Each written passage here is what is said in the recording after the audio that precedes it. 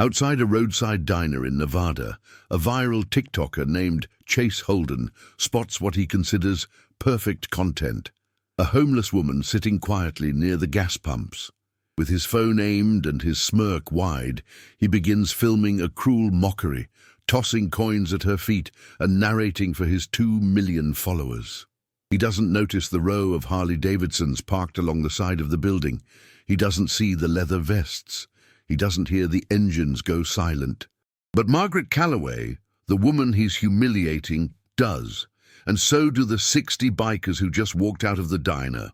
What Chase doesn't know is that Margaret isn't just any homeless woman. She's a widow, a Gold Star mother. And 23 years ago, she saved the life of a man named Daniel Reaper Cross during a warehouse fire in Reno, back when she was a paramedic, and he was a young firefighter trapped under burning steel. Reaper never forgot her face. And when he sees her now, older, weathered, broken by loss, being degraded for entertainment, something inside him ignites. Within 90 seconds, Chase's video is deleted. Within 2 hours, his entire online empire begins to collapse. And by sunrise, 60 bikers will deliver a lesson in honor that no algorithm can erase. This is a story about cruelty met with reckoning, about a promise that transcends decades, about what happens when someone who chases fame for profit meets someone who rides for loyalty and loses everything that never mattered in the first place. The sun hung low over Interstate 50, casting long copper shadows across the desert as the convoy of motorcycles rumbled into the gravel lot of Lucky's Diner. 60 bikes, 60 riders, all wearing the same patch on their backs, Iron Sons MC, Reno Chapter. They'd been riding since dawn, a memorial run for a fallen brother who died in a construction accident 3 months prior. The ride had been quiet, respectful, heavy with things no one needed to say aloud. Daniel Reaper Cross killed his engine and pulled off his helmet, letting the dry Nevada air hit his face. He was 51 now, grey streaking through his beard, but his eyes still carried the sharpness of a man who'd spent half his life walking into burning buildings and the other half trying to forget what he'd seen inside them. "Food or fuel?" asked Mac, his sergeant-at-arms, stepping up beside him. "Both," Reaper said. "Make it quick." The crew filed into the diner in small groups, boots heavy on cracked linoleum, the smell of coffee and fryer grease thick in the air. Reaper stayed outside a moment longer, stretching his back and scanning the horizon. That's when he saw her.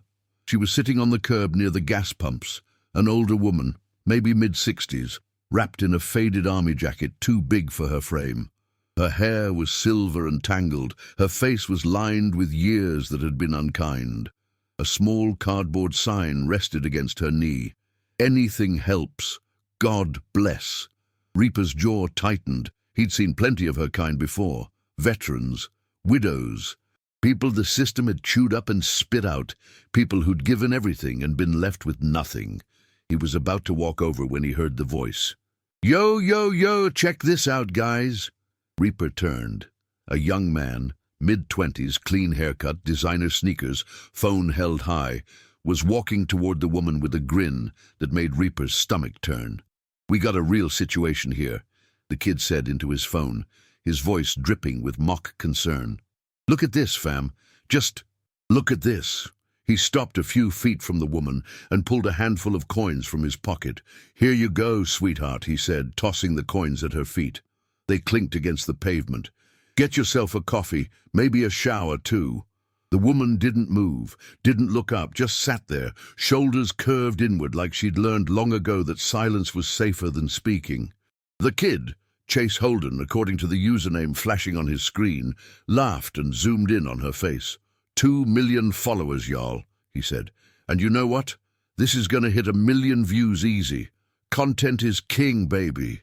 If you're enjoying this story, drop a comment below and let me know where you're watching from. It helps us keep creating stories like this." Reaper stood perfectly still. His hand, resting on his belt, had curled into a fist. Behind him, the diner door swung open. Mac stepped out, coffee in hand, and froze when he saw the scene.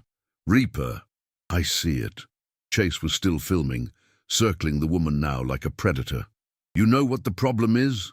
He said into the camera. People like this don't want help. They want handouts. They want you to feel guilty so they don't have to get a job. He crouched down, still filming, and waved his hand in front of her face. Hello? Anybody home? The woman flinched, and that's when Reaper moved. He crossed the lot in 6 strides, boots crunching gravel, and stopped directly behind Chase. Turn it off.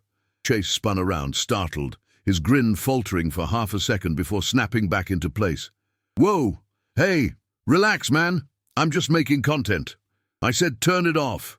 Reaper's voice was low, flat, the kind of voice that didn't need to be loud to carry weight. Chase glanced at his phone, then back at Reaper, and his smirk widened. Dude, are you serious right now? You know how many people are watching this live. I don't care if the president's watching. Turn it off. Chase laughed, a sharp, nervous sound, and held up his phone. Yo, chat, we got a situation here. Looks like we got ourselves a tough guy. Reaper didn't blink. Behind him, the rest of the Iron Sons were filing out of the diner now, one by one, drawn by the shift in the air. Mac, Diesel, Hawk, Grizzly. All of them standing in a loose line, arms crossed, eyes locked on the kid with the phone. Chase's smile flickered. Look, man, I don't want any trouble. Then stop talking, Reaper said, and apologize.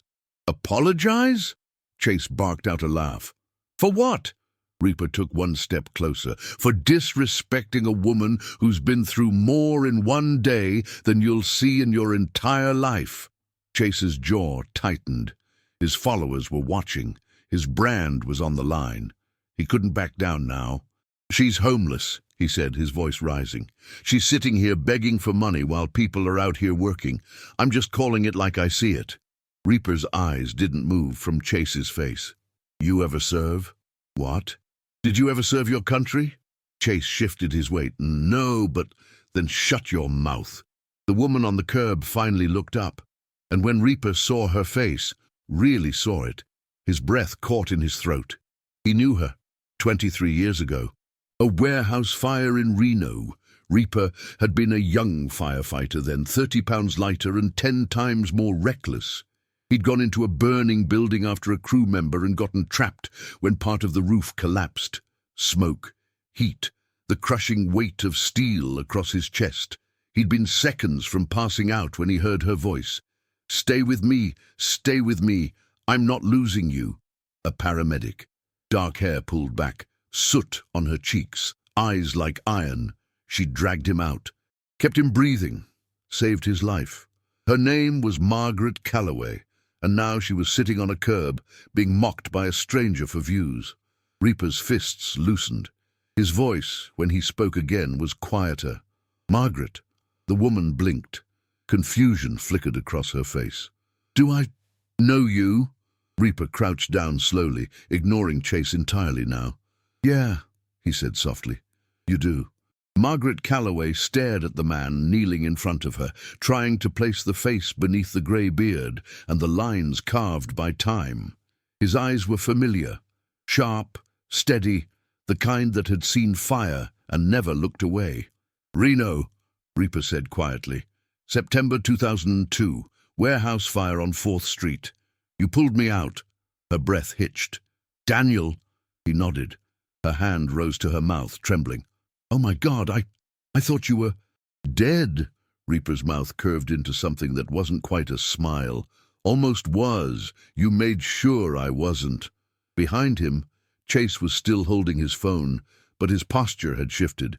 The confidence was draining from his face like water through a cracked bowl.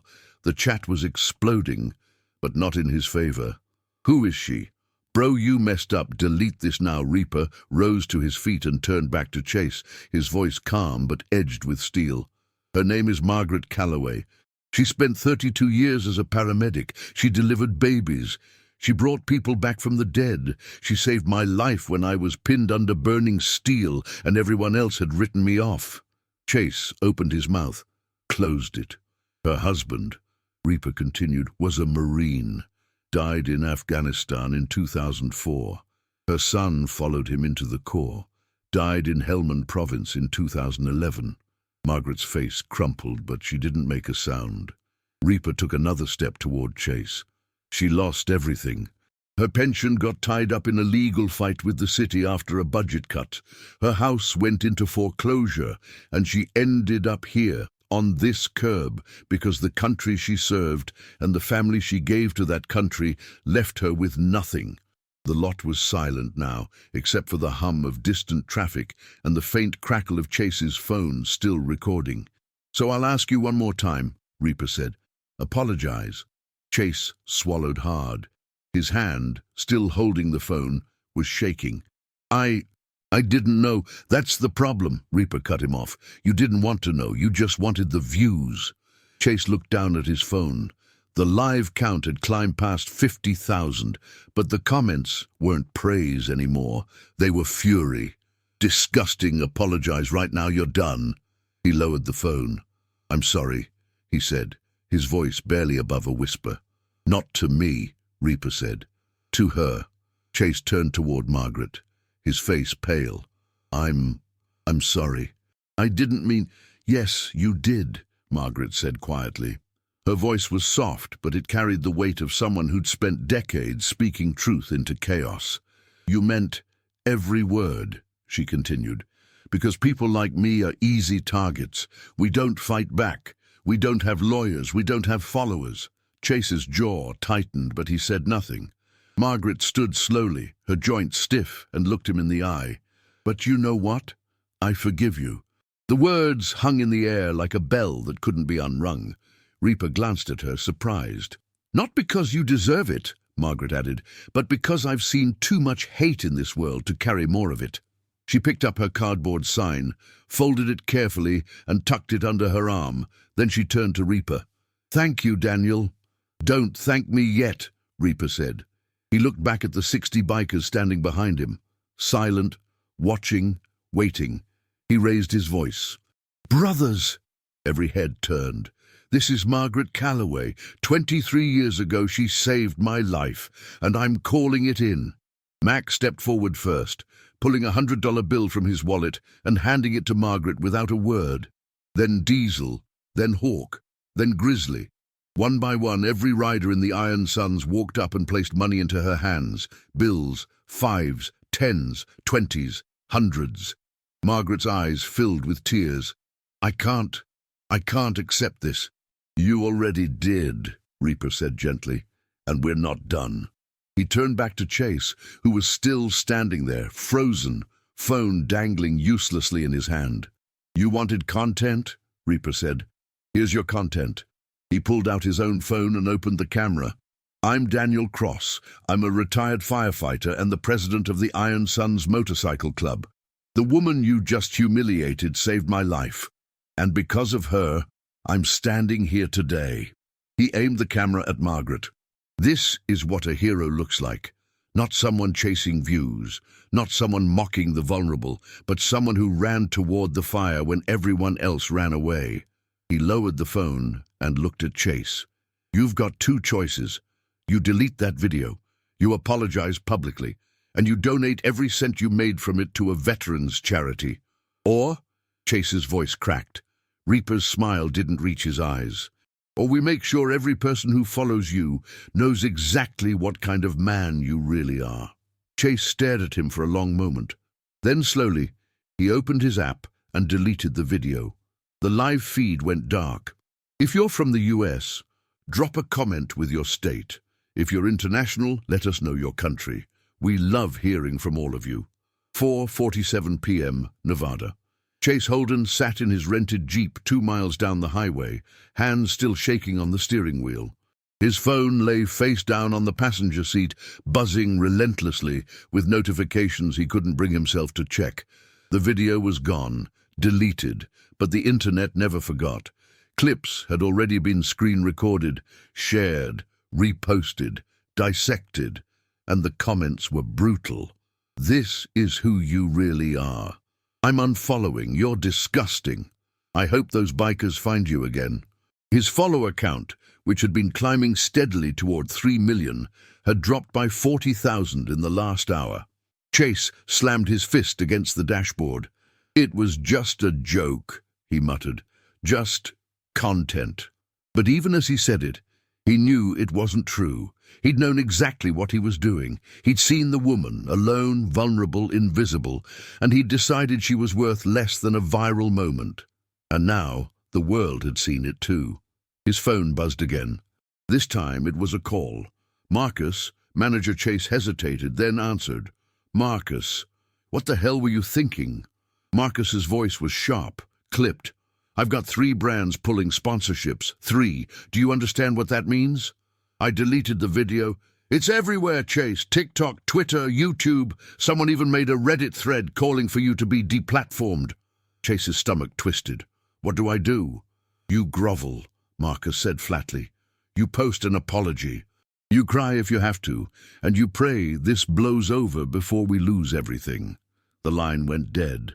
Chase sat there in silence, staring out at the empty desert highway.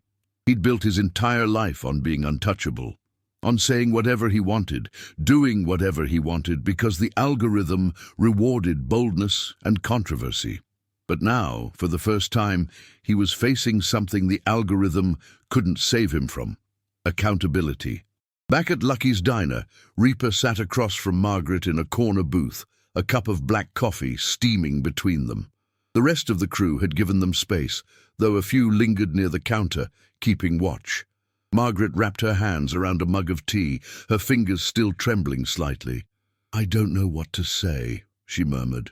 "You don't have to say anything," Reaper replied. She looked up at him, her eyes red-rimmed but clear. "Why did you do that?" "You don't owe me anything." Reaper leaned back, his expression unreadable. "You saved my life, Margaret. That's not something I forget. That was my job." "No," Reaper said quietly. "Your job was to stabilize me and get me to the hospital. But you stayed with me. You held my hand. You told me about your son, how he wanted to be a Marine, how proud you were of him." Margaret's breath caught. "You remembered that?" Every word. She closed her eyes, and a tear slipped down her cheek. "He was so young," she whispered. 22. He'd only been deployed for 3 months when her voice broke. Reaper reached across the table and placed his hand over hers. "I'm sorry." They sat like that for a long moment, the diner noise fading into background static. Finally, Margaret spoke again. "After I lost them both, I just couldn't do it anymore. The house felt empty. The job felt empty. I tried to hold on, but—" "You don't have to explain," Reaper said. "I want to." Her voice was stronger now. "I want you to understand that I'm not broken. I'm just tired." Reaper nodded slowly. "Then let us help you rest."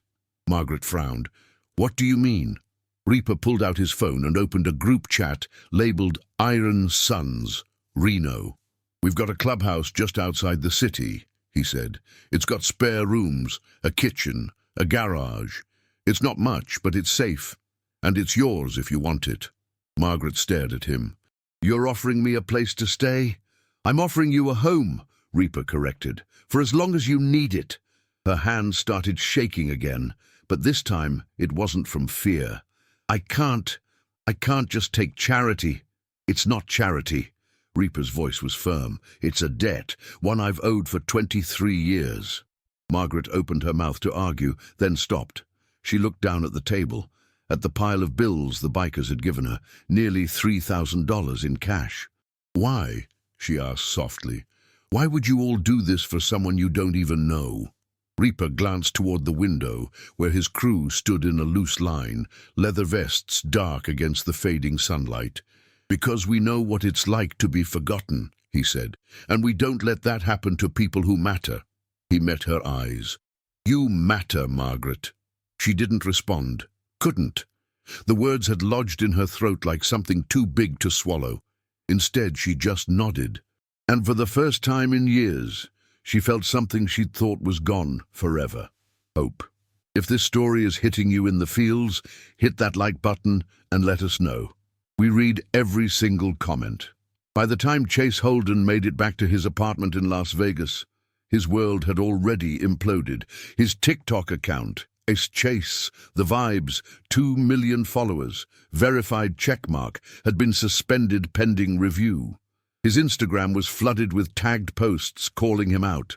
His YouTube channel, where he reposted his best TikToks, had been demonetized, and his email inbox was a graveyard of cancelled partnerships. Termination of sponsorship agreement, Fit Fuel Protein. Immediate contract cancellation, Vapor Nation. Removal from creator program. Stream Gear. Chase sat at his desk, staring at the screen, his jaw tight. "This is insane," he muttered. It was one video, but it wasn't just one video.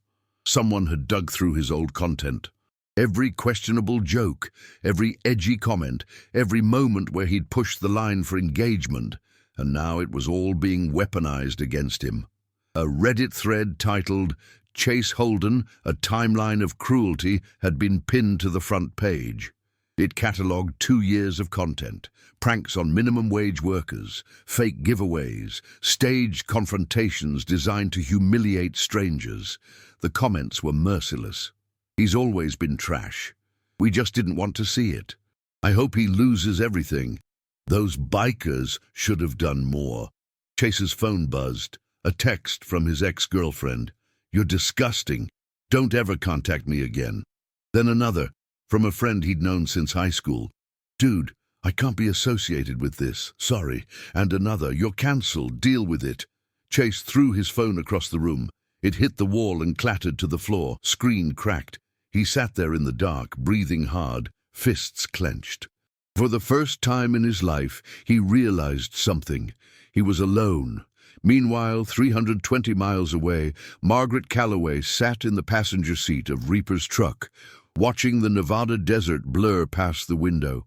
They'd been driving for over an hour, heading toward the Iron Suns clubhouse on the outskirts of Reno. Margaret had barely spoken since they left the diner, her hands folded tightly in her lap, her eyes distant. Reaper didn't push. He just drove, the hum of the engine filling the silence. Finally, Margaret spoke. "I don't understand why you're doing this." Reaper glanced at her. "I told you. I know what you told me," she said quietly. "But it's been 23 years, Daniel. You don't owe me anything." Reaper was quiet for a moment. Then he said, "You remember what you told me? In the ambulance?" Margaret frowned. "No. You said, 'You've got people waiting for you. Don't you dare give up on them.'" He paused. "I didn't have anyone waiting for me. My parents were gone. I didn't have a wife, no kids, but you said it anyway, like it was a fact, like you knew I mattered." His hands tightened on the wheel. "That's why I'm doing this, because you saw something in me worth saving, and I see the same thing in you." Margaret turned to look at him, her eyes glistening. "I'm not worth saving anymore, Daniel. I'm just tired." "Then we'll carry you," Reaper said simply. "Until you're not." They arrived at the clubhouse just after sunset. It was a low, sprawling building made of weathered wood and corrugated metal, surrounded by chain-link fence and dust.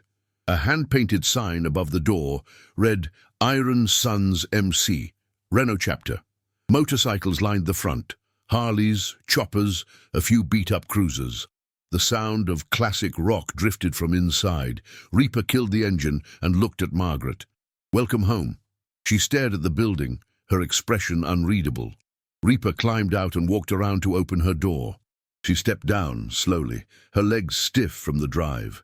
The front door swung open. Mac appeared, a beer in one hand, a grin on his face. She made it. Behind him, the rest of the crew filtered out. Diesel, Hawk, Grizzly, and a dozen others. They stood in a loose line, arms crossed, watching, not with judgment, with respect. Reaper placed a hand on Margaret's shoulder. "These are my brothers," he said, "and now they're yours too." Mac stepped forward and extended his hand. "Mum." Margaret shook it, her grip weak but steady. "Thank you," she whispered. "No thanks needed," Mac said. "You're family now." One by one, the others stepped forward, shook her hand, nodded, welcomed her. And for the first time in years, Margaret felt something she thought she'd lost forever. She felt seen. Later that night, Reaper sat alone in his room, scrolling through his phone. The video Chase had deleted was everywhere now, reposted, analyzed, turned into memes. But what caught Reaper's attention was something else. A new post from Chase, a video, shaky camera, red eyes, cracked voice. "I need to say something." Reaper leaned forward, watching. Chase was sitting in a dark room, barely lit by a single lamp. "I messed up," he said, his voice thick. "I messed up bad. What I did to that woman, it was wrong. It was cruel. And I'm sorry." He wiped his eyes. "I've been chasing views for so long, I forgot what actually matters. I forgot that the people I film, they're people. Not content, not props, people." He took a shaky breath. "I don't expect forgiveness. I don't deserve it. But I'm done. I'm done with this. I'm deleting my accounts. I'm walking away." The video ended. Reaper sat back, arms crossed. He didn't know if Chase meant it, but he knew one thing. The world was watching, and this time it wouldn't forget. 3 days after the confrontation at Lucky's Diner, Chase Holden's life had become unrecognizable. His TikTok account remained suspended. His Instagram had been hacked and flooded with spam. His YouTube channel, once a revenue stream worth $15,000 a month, was now a monument to his downfall. Every video filled with comments demanding accountability. But worse than the financial collapse was the silence. No calls from friends, no texts from collaborators, no invitations to parties or events. He'd been erased. Chase sat on the floor of his apartment, back against the couch, staring at the blank TV screen. His apology video had been viewed over 3 million times, but the comments weren't kind. Too little, too late. You're only sorry because you got caught. Actions speak louder than words. He knew they were right. His phone buzzed. A number he didn't recognize. He almost didn't answer, but something made him pick up. "Hello? Is this Chase Holden?" The voice was unfamiliar. Older. Male. "Who's asking?" "My name is Daniel Cross. People call me Reaper." Chase's blood ran cold. I don't want any trouble." "I'm not calling to give you trouble," Reaper said. "I'm calling to give you a choice." Chase swallowed. "What kind of choice?" "You said you're done chasing views. You said you want to do better. I want to know if you meant it." Chase hesitated. "I did." "Then prove it." "How?" Reaper's voice was calm but firm. "You come to Reno. You meet Margaret. Face to face. No cameras, no audience, just you and her." Chase's hand started shaking. "Why would she want to see me?" "She doesn't," Reaper said. "But I do. Because I want to see if you're the kind of man who can own his mistakes, or if you're just another coward hiding behind a screen." The line went quiet. Chase closed his eyes. "When?" "Saturday, noon. I'll text you the address." "And if I don't come?" Reaper's voice dropped.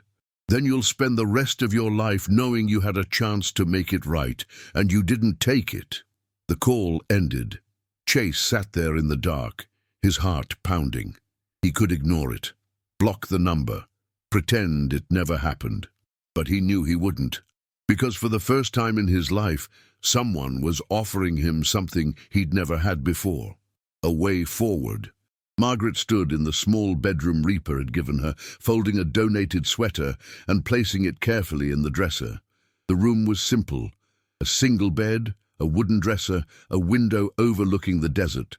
But it was clean, safe, and it was hers. She still couldn't quite believe it. 3 days ago, she'd been sitting on a curb, invisible to the world.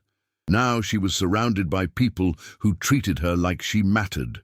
Mac had brought her groceries. Diesel had fixed the squeaky hinge on her door. Hawk's wife had dropped off clothes, clean, folded in her size. No one asked for anything in return. No one made her feel like a burden. It was overwhelming. A knock on the door pulled her from her thoughts. "Come in."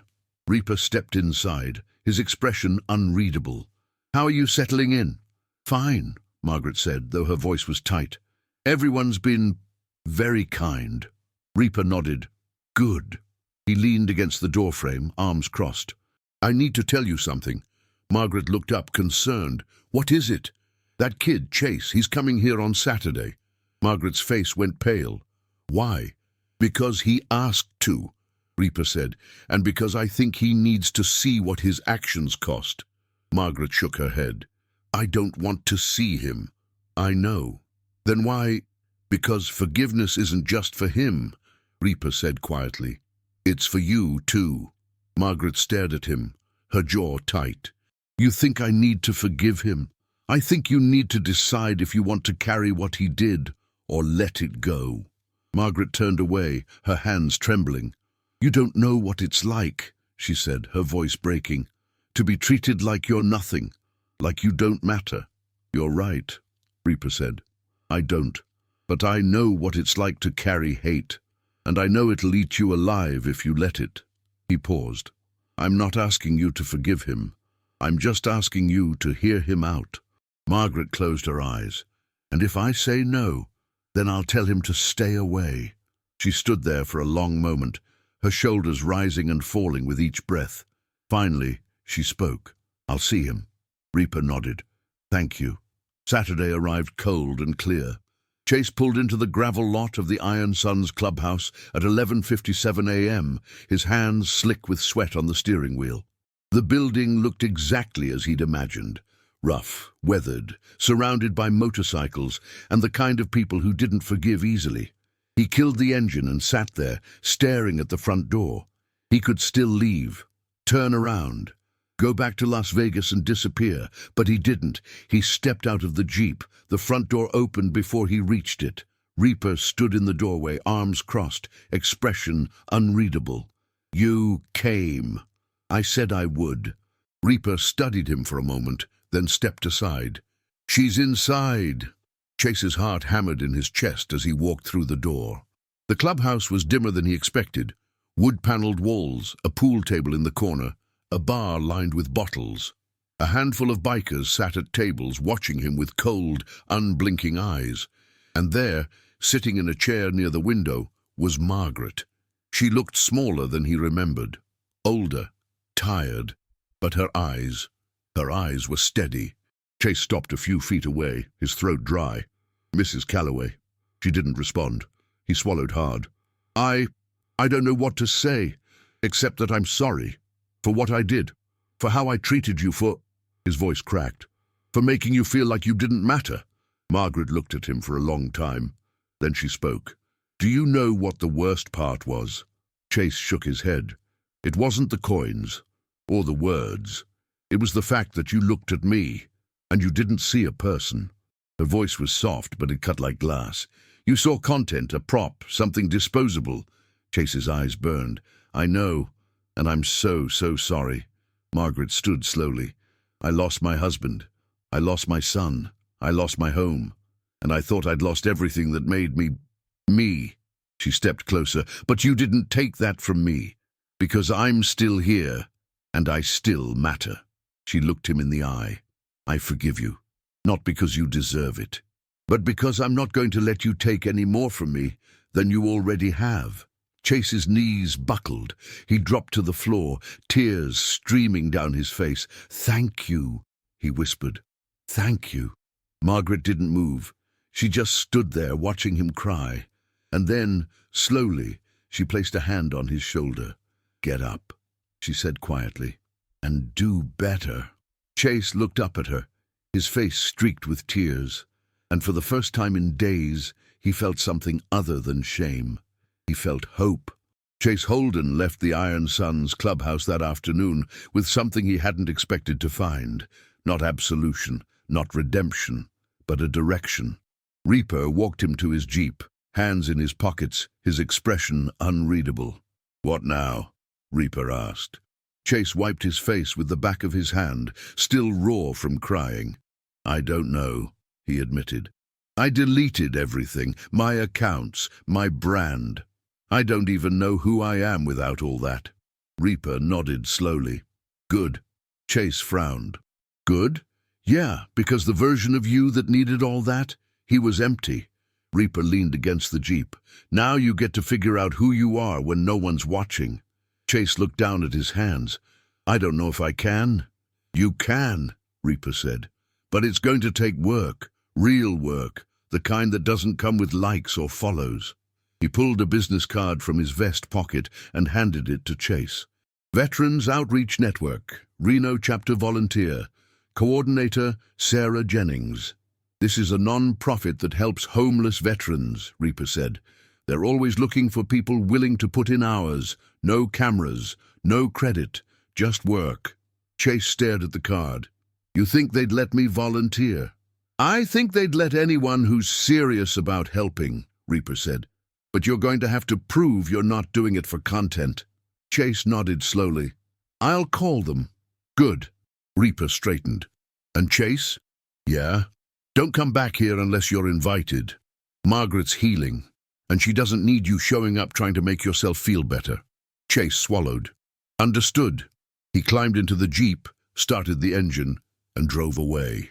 Reaper watched until the vehicle disappeared down the highway. Then he turned and walked back inside. Margaret was still sitting by the window when he returned, her hands folded in her lap. He's gone, Reaper said. She nodded, but didn't speak. Reaper sat down across from her. You okay? Margaret was quiet for a long moment. Then she said, I don't know if I did the right thing.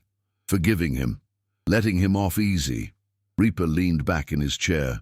You didn't let him off easy. You gave him something harder than punishment. Margaret looked at him, confused. You gave him the chance to live with what he did, Reaper explained, and to decide every day whether he's going to be better or stay the same. Margaret's eyes filled with tears. I just don't want to carry it anymore, she whispered. The anger, the hurt. I've carried too much already. Reaper reached across the table and took her hand. Then put it down. She looked at him, tears streaming down her face. I don't know how. One day at a time, Reaper said. And you don't have to do it alone. Over the next 2 weeks, life at the Iron Suns clubhouse settled into a rhythm. Margaret helped in the kitchen. She folded laundry. She sat on the porch in the evenings and watched the sun set over the desert, a mug of tea in her hands. She wasn't the same woman who'd sat on that curb outside Lucky's diner, but she wasn't entirely new either. She was healing, slowly. One morning, Mac found her sitting at the table, a pen in her hand, writing on a piece of paper. What you working on? He asked, pouring himself coffee. Margaret looked up, startled. Oh, just a letter. To who? She hesitated. My son. Mac paused, his expression softening. You write to him often? I used to, Margaret said quietly. When he was deployed. Every week. Even after he... Her voice trailed off. Mac sat down across from her. You don't have to stop, he said, just because he's not here to read them. Margaret's eyes filled with tears. It feels silly. It's not silly, Mac said. It's love, and love doesn't stop just because someone's gone. Margaret looked down at the letter, her hand trembling. I don't know what to say anymore. Then just tell him the truth, Mac said. Tell him you miss him. Tell him you're still here. Tell him you're trying. Margaret nodded slowly, and she kept writing. Meanwhile, in Las Vegas, Chase Holden was learning what it meant to be invisible. He'd taken the bus to the Veterans Outreach Network on Monday morning, business card in hand, and asked to speak to the coordinator. Sarah Jennings was a no-nonsense woman in her 50s, with graying hair and a sharp eye. You the TikTok kid? She asked. Chase flinched. Yeah. Why are you here? I want to help. Sarah studied him for a long moment. We don't do publicity stunts. I'm not here for publicity. Then what are you here for? Chase hesitated. To do something that matters. Sarah didn't smile, but she didn't send him away either. We serve meals every Tuesday and Thursday, 6 a.m. to noon. You show up late, you're done. You pull out a phone, you're done. Understood? Understood. Good. Be here Tuesday. Chase showed up Tuesday at 5:45 a.m. He chopped vegetables. He scrubbed pots. He hauled trash bags to the dumpster. No one thanked him. No one noticed. And for the first time in years, he was okay with that. If you've made it this far, smash that like button. It really helps us keep going. Thank you. 6 weeks after the confrontation at Lucky's Diner, Margaret Calloway stood in the kitchen of the Iron Sons clubhouse, kneading dough for homemade bread. Her hands, once trembling and weak, moved with the steady rhythm of someone who'd found purpose again. Flour dusted her knuckles, the smell of yeast filled the air. Reaper walked in, coffee mug in hand, and stopped in the doorway.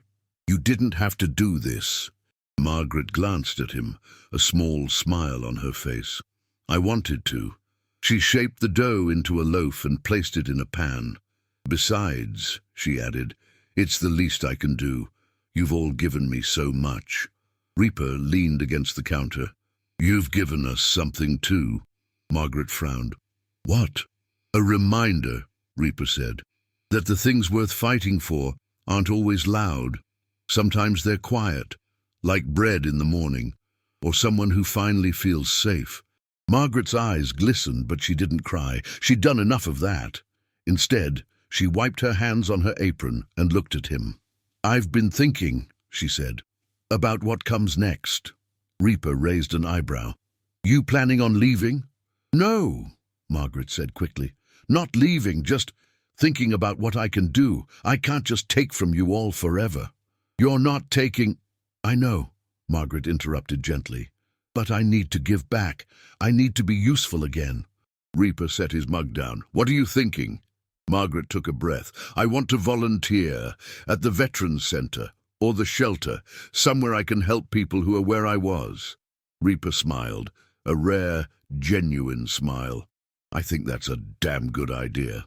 2 weeks later, Margaret walked into the Veterans Outreach Network for the first time. Sarah Jennings met her at the door, clipboard in hand. "You're the woman from the video," Sarah said. Margaret tensed. "I am." Sarah studied her for a moment, then nodded. "Good. We need more people who understand what it's like." She handed Margaret an apron. "You'll start in the kitchen. Meal prep. Sound good?" Margaret took the apron, her hands steady. "Sounds perfect." She tied the apron around her waist and stepped into the kitchen, and stopped. Because standing at the sink, scrubbing pots, was Chase Holden. He looked different, thinner, tired. His hair was longer, unkempt. His designer sneakers had been replaced with worn-out work boots. He looked up and froze. "Mrs. Calloway." Margaret didn't move. Sarah glanced between them. "You two know each other?" "We've met," Margaret said quietly. Chase set down the pot he was holding, his hands shaking. I didn't know you'd be here." "Neither did I." They stood there in awkward silence. Finally, Sarah cleared her throat. "Well, you're both here now, so get to work." She walked away, leaving them alone. Chase swallowed hard. I'm not trying to—" "I know," Margaret said. She stepped forward and picked up a knife, beginning to chop vegetables. Chase watched her for a moment, then returned to the sink. They worked in silence for a long time. Over the next few weeks, they developed a rhythm. Chase arrived early. Margaret arrived on time. They worked side by side, chopping, cleaning, serving, without speaking more than necessary. But slowly, something shifted. One morning, as they were packing leftover meals into containers, Chase spoke. "Can I ask you something?" Margaret paused. "What? How did you do it?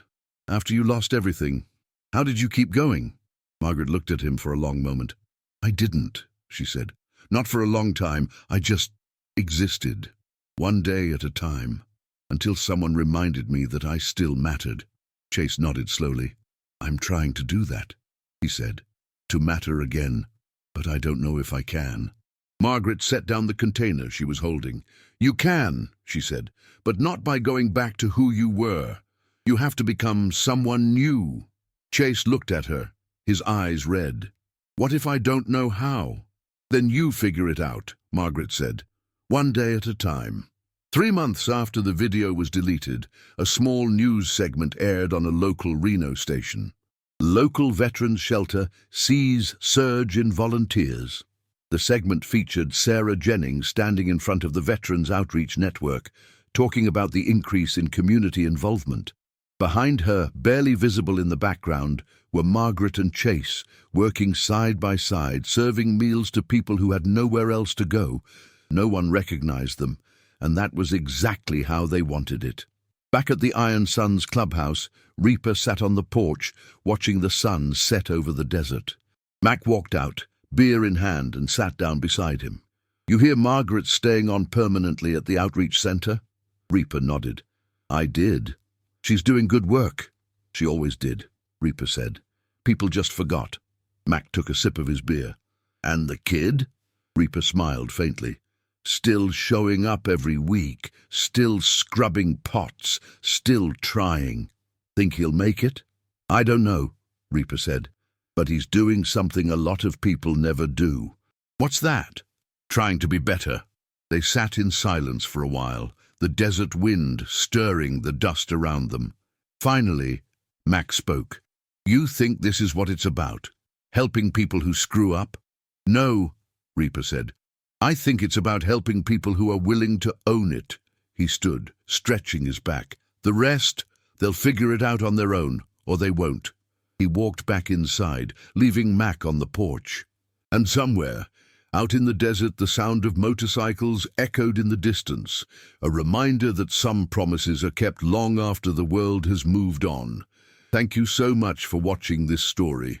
If it meant something to you, please subscribe and hit that bell icon so you never miss another one. We'll see you in the next video. Ride safe.